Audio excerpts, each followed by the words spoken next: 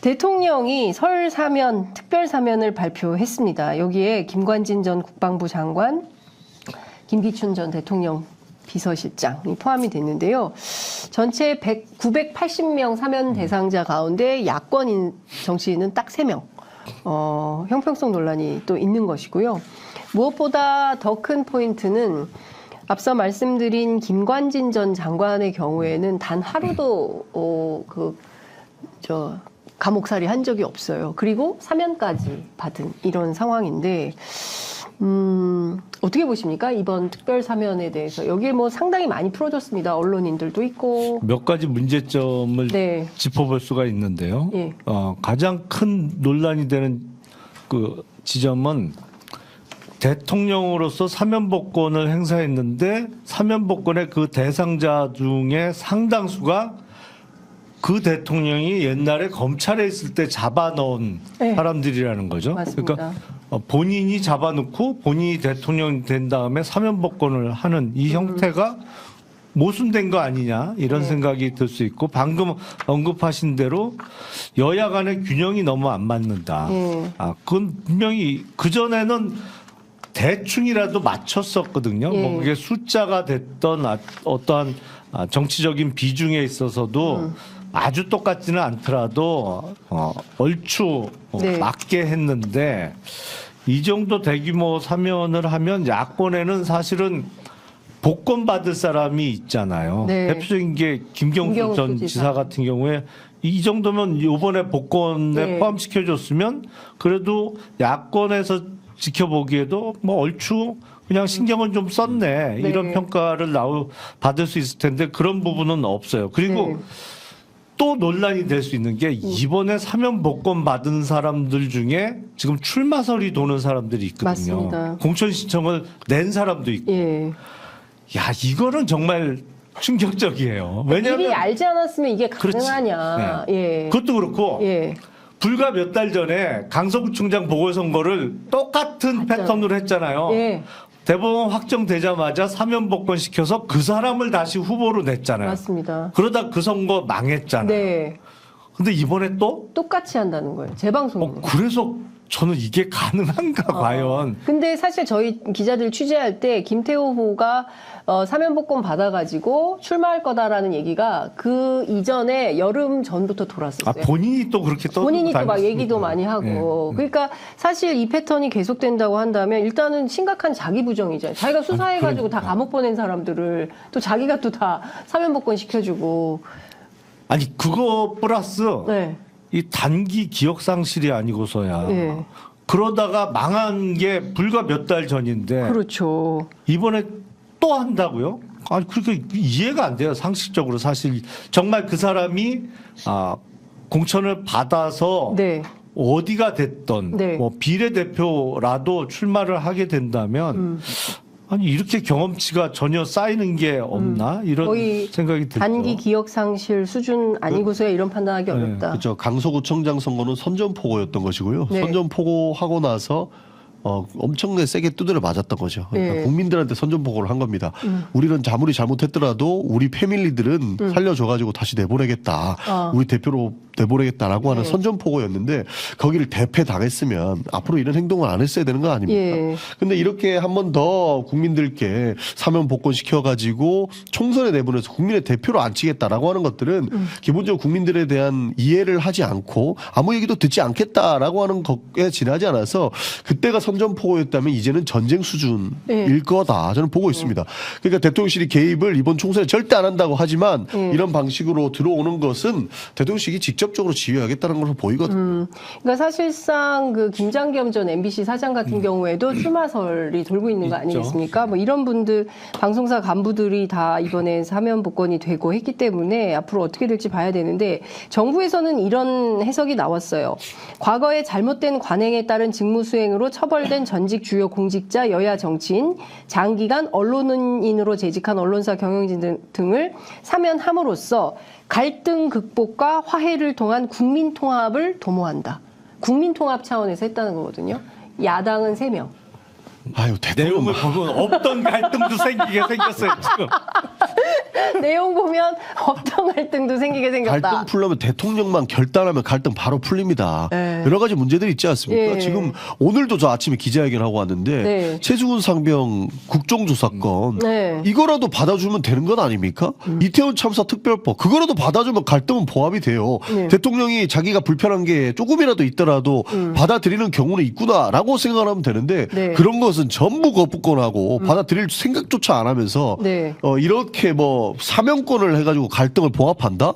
도대체 대한민국을 어떻게 보고 지금 이런 얘기를 하시는지 이해할 수 없습니다. 네, 그러니까 참 국민들이 납득할 만한 사실 대통령한테 사명권을 준다는 것은 정말 사회통합, 국민통합 차원에서 뭐 이게 남용이어서 문제이긴 하지만 이런 차원이었는데 사실 그런 내용은 다 실종이 된 이런 상태 아닌가 싶어요. 그러니까 대통령의 권한 행사, 모든 권한 행사, 권력 행사가 마찬가지입니다만 네, 할 수 있다고 무조건 다 해도 되는 건 아니잖아요. 그렇습니다. 그러니까 적정선을 지켜야 되는 네. 거죠. 그 적정선이라는 것은 국민의 상식 네. 그리고 최소한의 균형 감각을 가지면서 권한 행사를 해야 되는데 예, 지금 정부 들어와서 이루어지는 거 보면 무엇을 상상하든 항상 그 상상 이상이에요.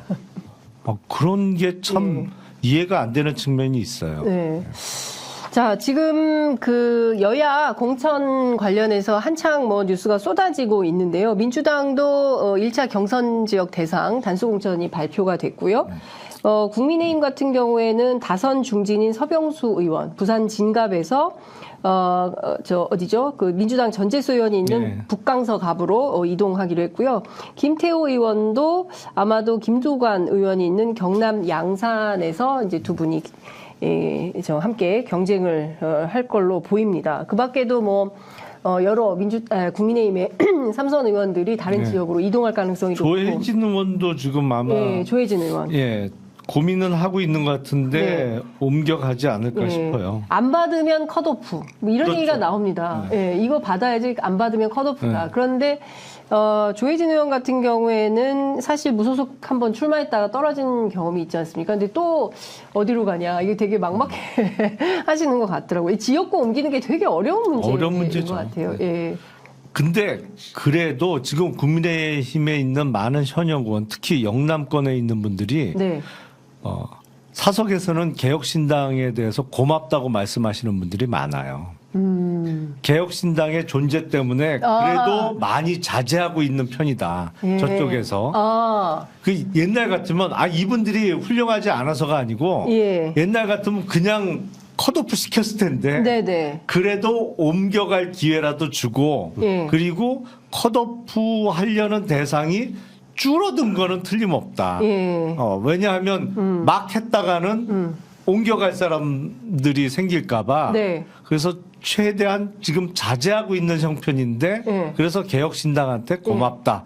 이렇게 사석에서 말씀하시는 분들이 많아요. 야, 지금 뭐 보니까 조혜진 의원이 입장을 밝혔습니다. 네. 지금 밀양, 의령, 함안, 창녕이 지역구인데요. 당으로부터 김해, 갑을 가운데 하나로 출마하라라는 요청을 받았는데 결론을 내리는데 한 사흘 정도, 수삼일 정도 시간이 필요하다라는 입장을 밝혔습니다.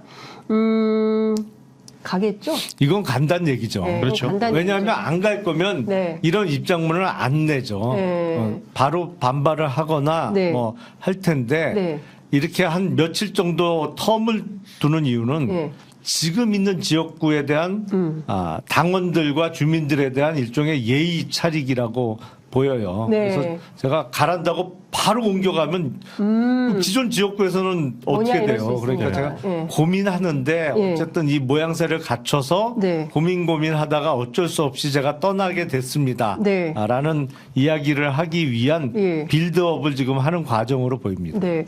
민주당 같은 경우에는 오늘 나온 보도를 보니까 공천 경험이 있는데 신인으로 둔갑시켜서 인재 영입으로 데려온 문제들이 지적이 좀 그러니까 인재 영입에 상당히 좀 문제가 있는 보도가 나오네요. 네, 인재 영입이 지금 실제로도 문제가 되고 있고 네. 내부적으로서도 좀 이렇게 부글부글 끓고 있는 상황이다라고 봐도 무방하지 않을 것 같습니다. 네. 그러니까 뭐 윤석열 정부에서 요직을 맡았고 그러니까 뭐 윤석열 대통령 캠프에서 네. 활동했던 이력이 있는 사람들이라든지 아니면은 네? 잠깐만요. 윤석열 정부 캠프에서 일한 전력이 있는 사람을 영입을 했습니다. 인재 영입을 했다고요? 네, 오늘 민주당이? 인재 영입, 네, 오늘 민주당의 인재 영입이 네. 실제로 그렇게 이루어졌다라는 보도가 계속적으로 나오고 있습니다. 그러니까 뭐 아니, 오늘 왜- 신용환 교수를 인재 영입을 했거든요. 근데 그분이 예. 윤석열 대선 캠프에서 정책 총괄 지원실장으로 일을 했었어요. 어머. 그리고 그 박근혜 신용한 예, 신용환. 그 박근혜 정부 때였나요? 그 대통령 직속 청년위원회 청년위원회 위원장 위원장했던 네. 분이 오늘 민주당의 영입 인사로 왔어요. 이러다 보니까 이분을 청년정책 전문가라고 얘기하는데 제가 청년위원장이잖아요. 네. 기가 찰 노릇입니다, 사실. 기가 찰 노릇이고 지금 많은 청년위원장들이 저분이 무슨 청년 정책을 안다고 이렇게 영입까지 해와가지고 할 것이냐. 지금 지역에서 청년위원장들 네. 본인은 컷오프 당할까 봐 벌벌 떨고 있어요.